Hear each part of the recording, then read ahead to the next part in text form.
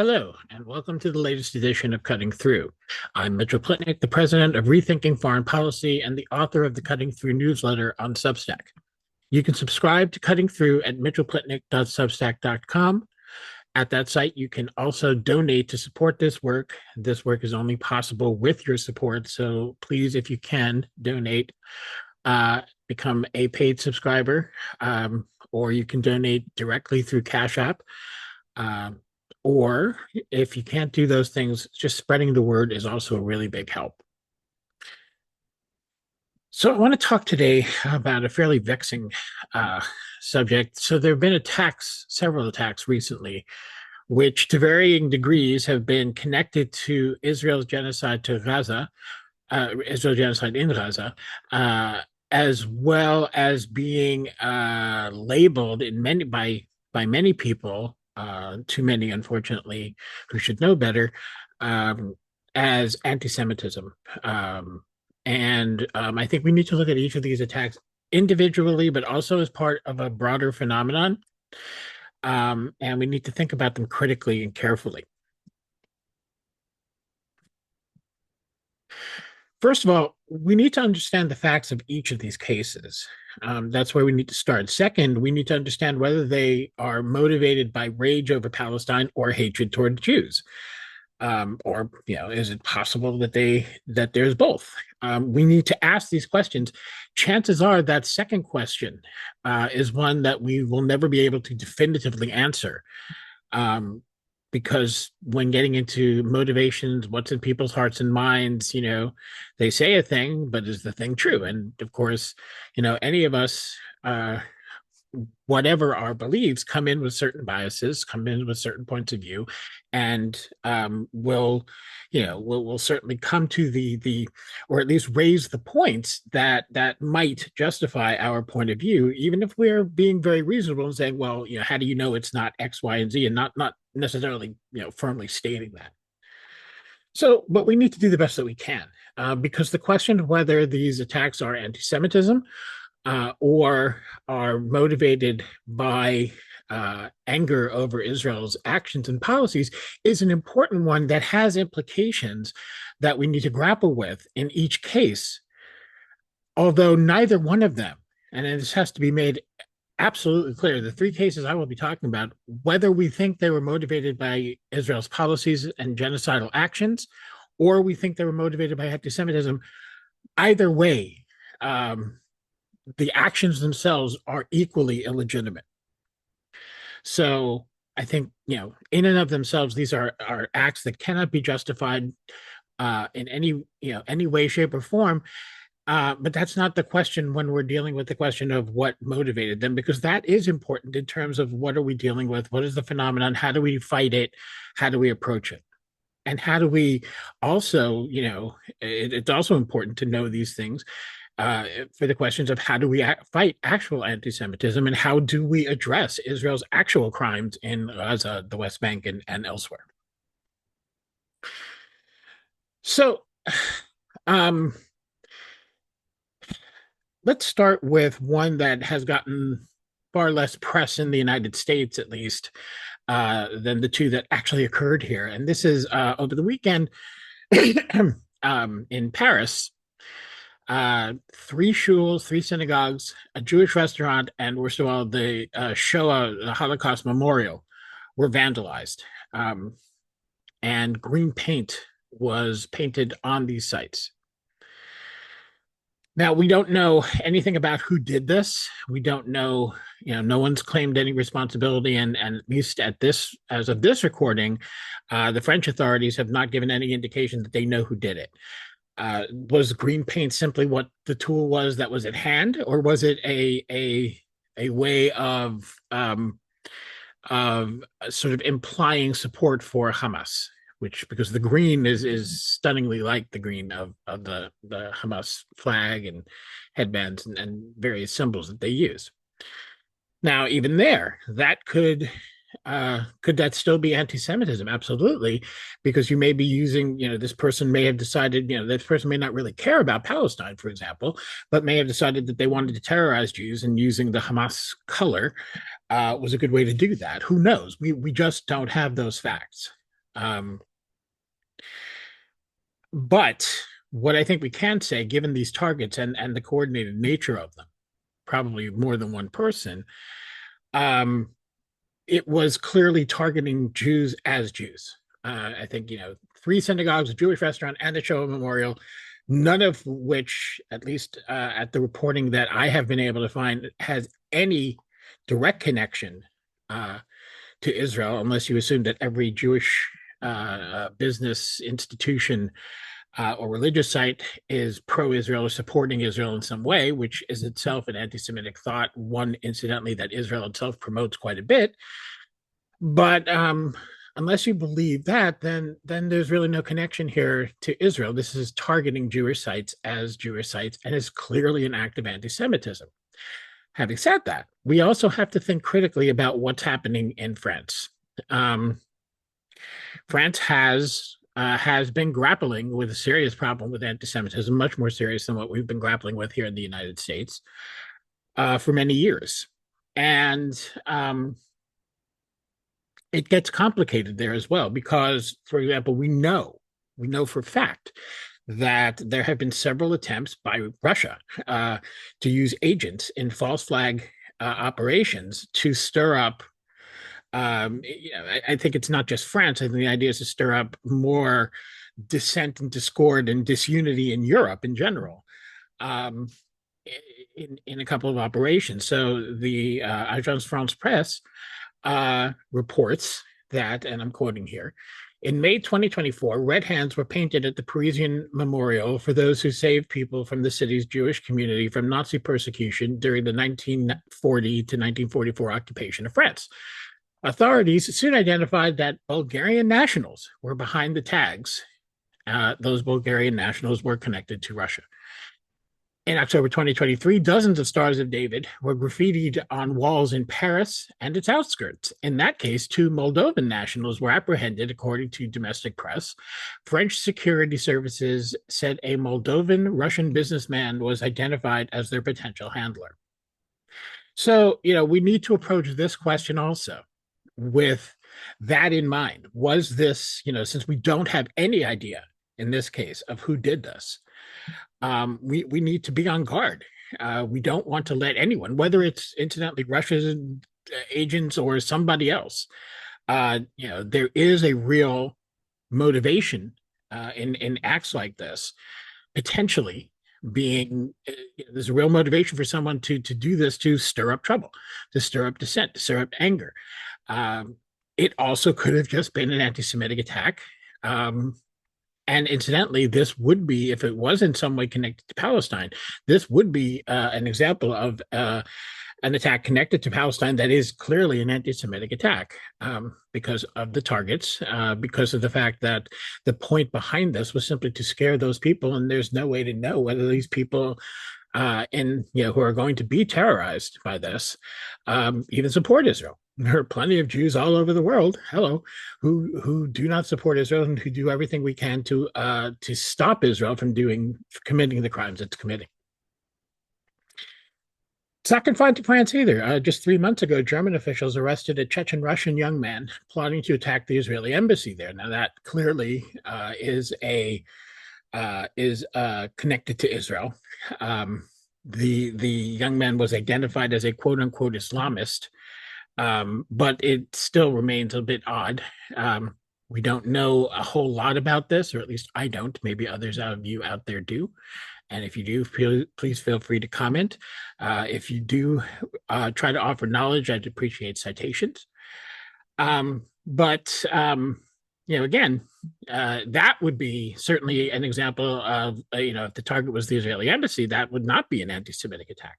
Yet it could still be a false flag attack of some kind. So we need to think about those things. But having said that, we also need to not paralyze ourselves with ridiculous conspiracy theories. We cannot allow speculation to overwhelm fact and reason and logic. So just because anything can be a false flag attack, but you need evidence to make that supposition, because most things are not. There needs to be evidence. In the United States, I have seen firsthand some people saying that the attack, particularly the murder of two Israeli embassy staffers in Washington recently, was a false flag attack. But there is absolutely no evidence of that, absolutely none, and there is no reason to believe it, other than the fact that you just want to believe it. So we need to keep that, I think, firmly in mind.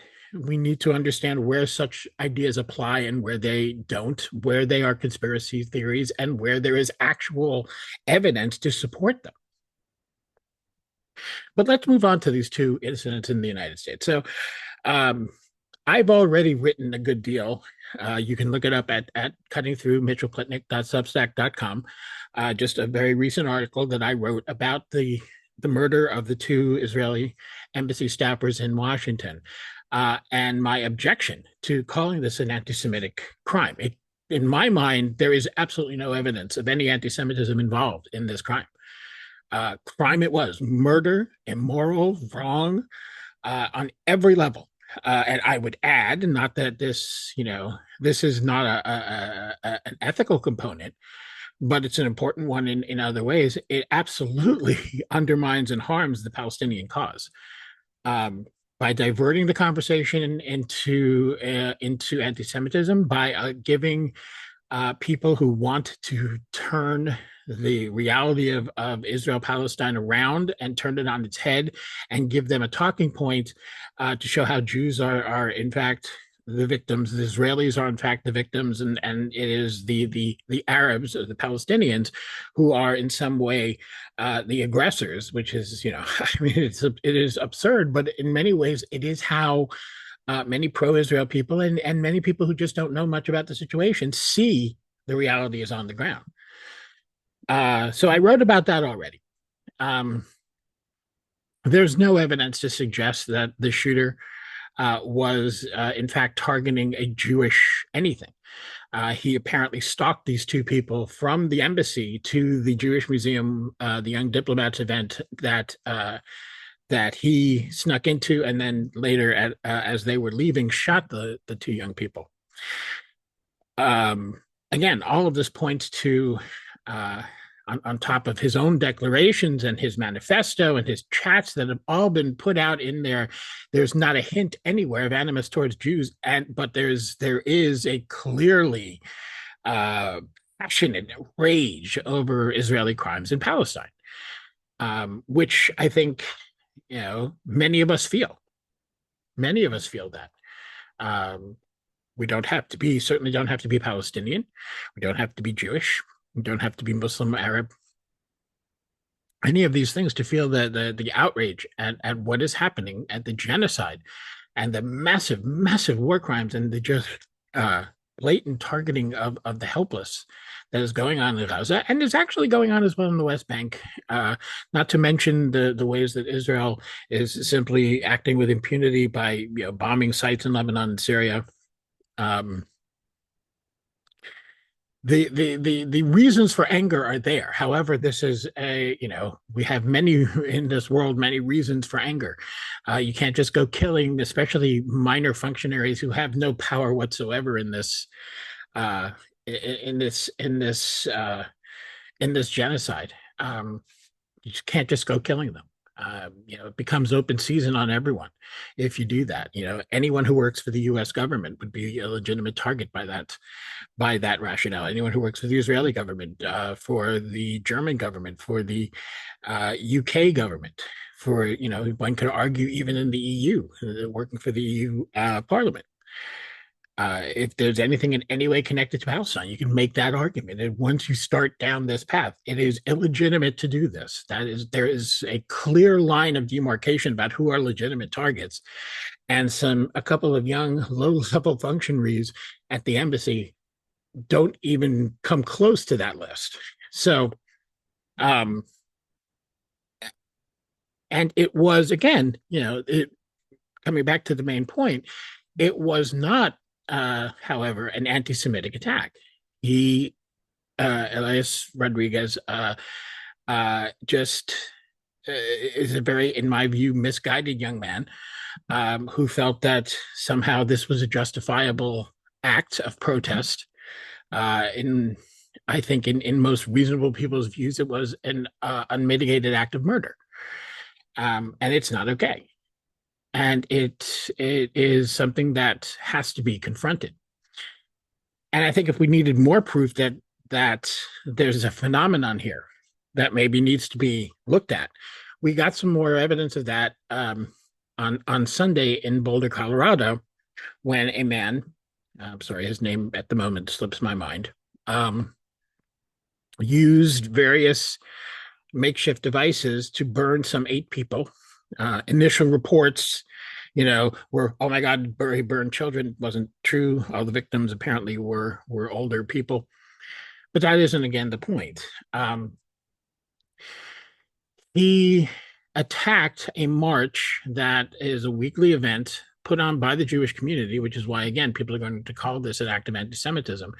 He attacked this march, which is put on by the Jewish community, but it is there to quote unquote raise awareness. I think it's more to raise a voice around the plight of Israeli hostages who are still held in Gaza.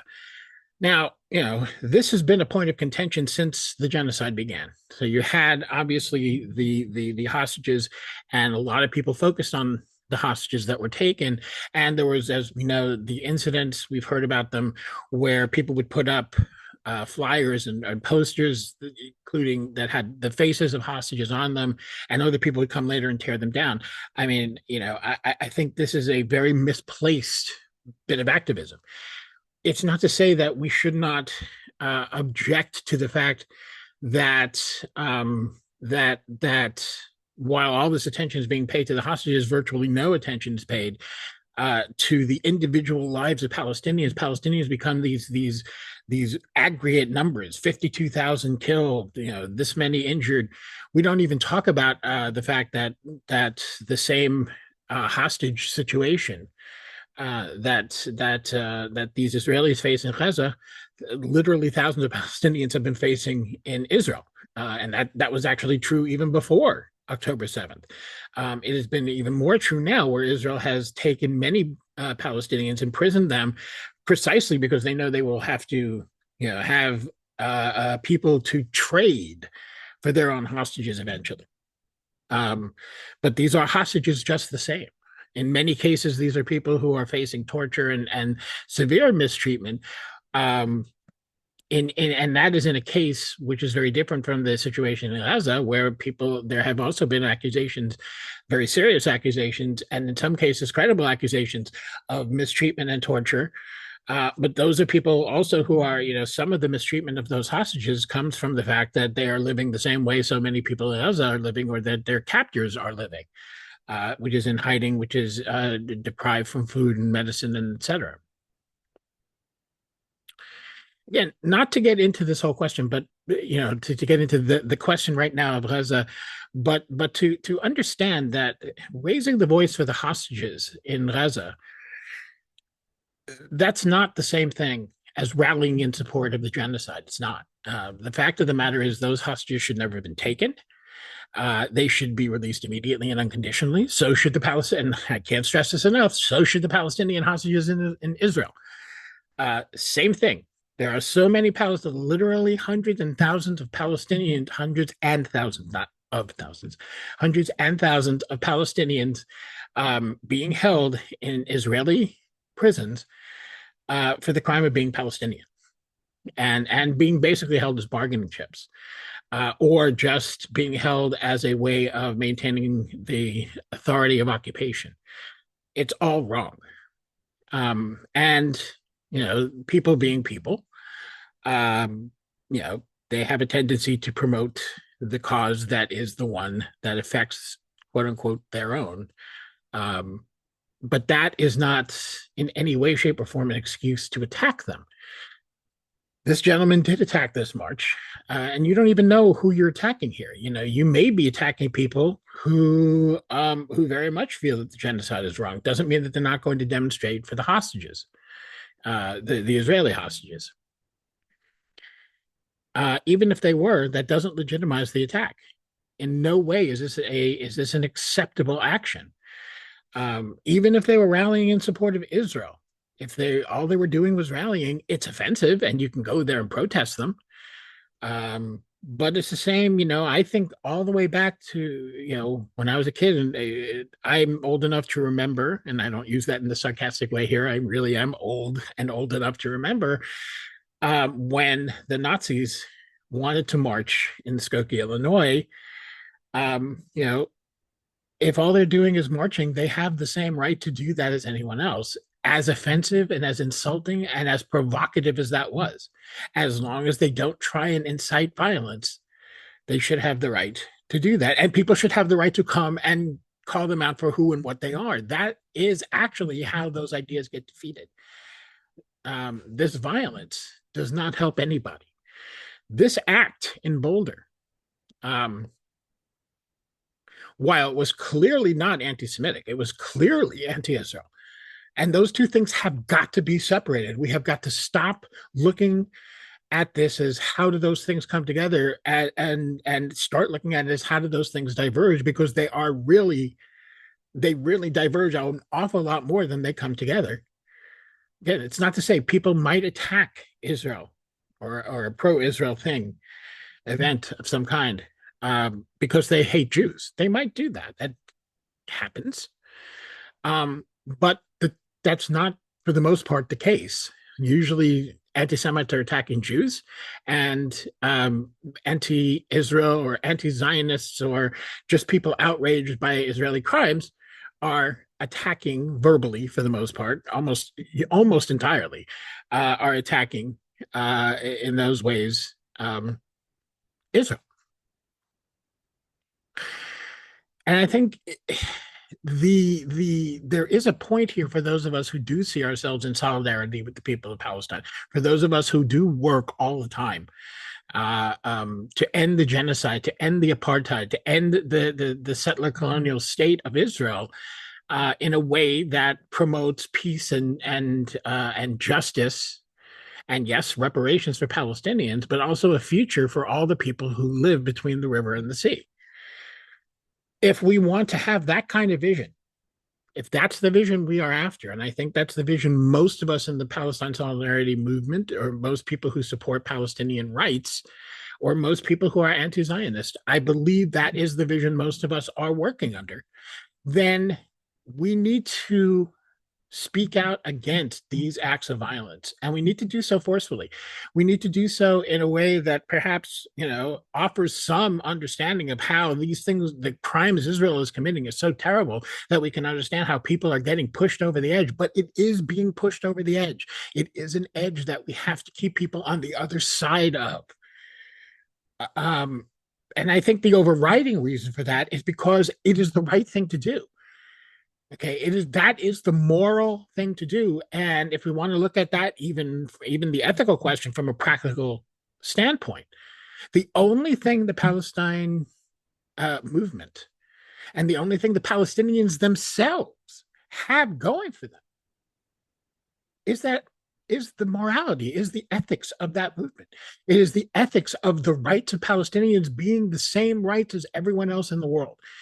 That moral high ground is all Palestinians have. It's all Palestinians supporters have, because we can't offer the world the things, we can't offer the geostrategic advantages that Israel can. We can't offer technology and the place in the global capitalist system, particularly this, the modern capitalist system, which is now moving into so much more of a tech reliant sphere, that Israel can. Palestinians don't have those things. What Palestinians have on their side is justice and what is right.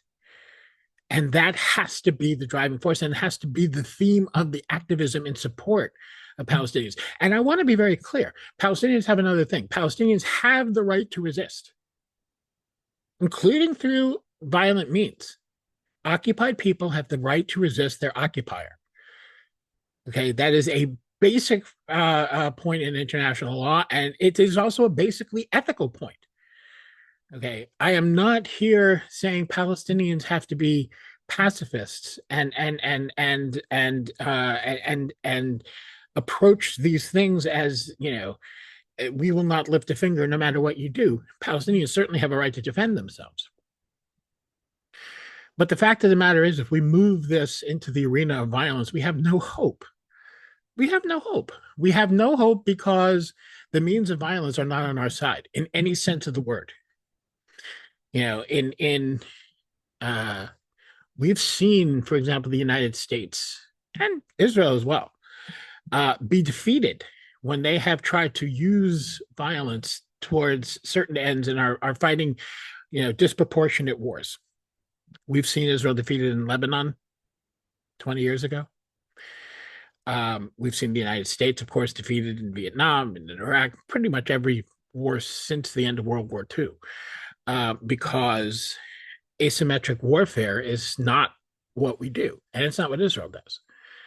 Um, that being said, you know, victory in those wars comes at a very, very high price, a price that is not only paid in blood, but in the devastation of the countries that in question, and often you know putting them in positions where they suffer for decades from economic dependence and deprivation. It's just it's just not a great way to win. And I don't believe it's the way that certainly any of us outside of Palestine are going to win. We are not going to win this argument through violence. We are not going to win the politics of this by attacking um, people protesting hostages being held in Gaza. It's not going to happen. We're not going to win this by shooting young minor staffers from the Israeli embassy. You know, we're probably, even with more, shall we say, heavyweight targets, we're not going to win because we are also losing here some of the political high ground. Right away, oh, this is anti-Semitism and this and that. Now, Israel, take a look and see what happens when you keep the moral high ground, because right now that moral high ground has not yet been sacrificed at all. I think the cause of Palestine remains a cause of justice, and everyone sees it. So when Benjamin Netanyahu or the this and that Israeli ambassador and envoy say, "Oh well, this is the result of the New York Times and the Associated Press," and saying that how they're reporting on Gaza, when in fact they're reporting quite gently on Gaza. They've lately been opening up more and telling the world more and more of what Israel's been doing. But they have not. And those of you who actually know people in Gaza and are seeing, and are getting these messages firsthand, we know that what we see in the Times and the BBC and the Associated Press, only even now that it's improved, still is only scratching the surface of the horror of Gaza. But they are claiming that by even doing that much, they have encouraged these sorts of attacks, which is, of course, nonsense. And it's, of course, self-serving. And anyone who isn't already inclined to believe it, I mean, of course, that's being clutched at by Israel's supporters, but no one else is buying into that for now. But if this happens too many more times, people start to turn, and it's unfortunate because they didn't, that isn't the way they react when a 6-year-old Palestinian American boy is killed in Chicago by his own landlord, just literally for being Palestinian, explicitly for being Palestinian. The same thing did not happen. Okay. And we need, we can talk about the racism there, which is extreme, and we need to fight that too. But we can't pretend it isn't there. We can't move along in our activism for Palestinian solidarity and Palestinian freedom as if that isn't the case, as if those conditions are not there. So it needs to be opposed, and it needs to be opposed clearly. In order to do that, okay, I think a couple of things need to happen. Anti-Semitism needs to be confronted, and this is really, I think, the job more than anything else of Jews in progressive spaces. Real anti-Semitism needs to be confronted, but we also need to be at the forefront of the fight to disallow anti-Semitism to be used to undermine the cause of Palestine and the cause of so many other things. I mean, right now we have a far right in the United States that is using a bogus fight against anti-Semitism to attack education, to attack minorities and the DEI nonsense, and to attack immigrants. This is what they're doing. And we have not been forceful enough. We have, there has been, certainly been a pushback against this, don't get me wrong, but we need to do more. It needs to be clearer and more forceful. And we also need to move off of this space where we are actively looking for places where we can talk about so-called left-wing anti-Semitism. Not to say it's not there. It is. Okay. I see it all the time. Um, I do. I do see it all the time in the Palestine solidarity movement. I see it all the time in left-wing politics. Um, but it's just not the real source of anti-Semitism. It's there, it's real, it's a problem that should be dealt with, but disproportionately, it is a phenomenon of the right. And we know this, okay? Even in their heart of hearts, groups like the ADL and AJC know it too. They're just cynically using this to defend Israel. They know the truth. They know where anti-Semitism is situated. So we need to stop looking for reasons to legitimize the whole anti-Semitism on the left thing, which is not to say we stop calling it out when we see it, but we need to be a lot more critical. I saw people jump on the DC thing like crazy, people who really should know better. Jumped on the DC thing right away as an act of anti-Semitism, which, by the way, is different than saying maybe it was anti-Semitism. I did see people, to their credit, said maybe this is anti-Semitism, also say and saying maybe not. That's a reasonable position on the DC shooting thing, especially because we still need to learn more about it. But I saw people just saying unequivocally this was anti-Semitism. And the evidence does not support that at all. The evidence says it was not anti-Semitism, although again, there isn't so much evidence that there couldn't yet be more revelations that say that it was. But right now, the evidence points entirely in the other direction, the direction of a misguided attempt at protests against Israeli policies. The other part that I think is important is we need to have a movement that is positive, that is pro-Palestine. The anti-Zionist rhetoric, anti-Zionism is an important stance, a very important stance. It is a stance that stands against racism, it stands against apartheid, it stands against ethnic cleansing, and right now it's standing against genocide. But some of the anti-Zionist rhetoric that I've seen goes too far and promotes a rage and an anger that doesn't do anyone any good. It just doesn't. In the same way as, yes, when it comes to far right anti-Semites, when it comes even to people who are, really, clearly and unabashedly racist and hostile and have just really repellent and abhorrent ideas, I do believe that most of those people in the right circumstances can be turned. I believe that there are some people who this is what they are, and their mission is to convince the world that white people are supreme over all, Christians are supreme over all, Jews are dangerous, black people are dangerous, indigenous people are dangerous, queer people are dangerous. But I don't see any particular advantage in hating those people in such a violent way. And when I say violent, I mean a sort of emotional violence and in a rage-filled way. I don't see how that helps anybody. I think it hurts our ability to confront them in a strategic and smart and compassionate way. Being compassionate to not specifically to a racist, to an anti-Semite, to an Islamophobe, to somebody with who disregards the lives of Palestinians, saying we should feel for those people and feel compassion for them, but a general compassion, a general compassion for all humanity, for a vision where those people can are confronted with a humanity that's positive, that is open, that is caring, and yes, that is compassionate. When they see that, it doesn't have to be necessarily directed to them while they're engulfed in their hate. But when they see that, and when they see that, there are people who are open to them changing, I think we need to be more considerate of people who were once really pro-Israel and are now starting to question it, and not say, well, you're still Zionist, so it's not okay. We need to be able to talk to those people And again, that doesn't mean in any way compromising on what we're saying about what Israel's doing. Israel's committing genocide.